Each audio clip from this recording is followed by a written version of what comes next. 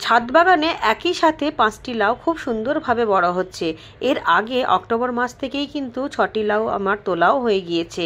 এখানে গোবর সারের মধ্যে কিচেন কম্পোস্ট মিশিয়ে গাছগুলোকে করেছিলাম, আর তাতেই এত সুন্দর ফলন পাচ্ছি। প্রতি বছরের মতো এবছরও লাউ কিন্তু খুব সুন্দর হচ্ছে। এখানে গোল লাউও রয়েছে এবং লম্বা লাউও রয়েছে। গোল লাউ আমি 4টে তুলে নিয়েছি, আর লম্বা লাউ হতে শুরু হয়ে গিয়েছে। সম্পূর্ণ ঘরোয়া খাবার দিয়েছি, তরল সার দিয়েছি এবং সর্ষের খোল জল দিয়েছি। তাতেই মাটিটা এত সুন্দর ঝুরঝুরে হয়েছে এবং শেকড়টাও সুন্দরভাবে ছড়িয়েছে।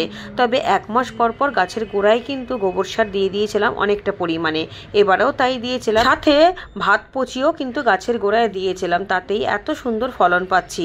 প্রতি বছরই এরকম অর্গানিক সবজি আমি ছাদ বাগানে করি। একটি লাউ গাছ কিন্তু বহুদিন পর্যন্ত বাঁচে। একবার ফলন তুলে নেবার পর নতুন করে পরিচর্যা করলে, গাছের কাটাই ছাঁটাই করে দিলে 6 মাস পর্যন্ত কিন্তু সুন্দর ফলন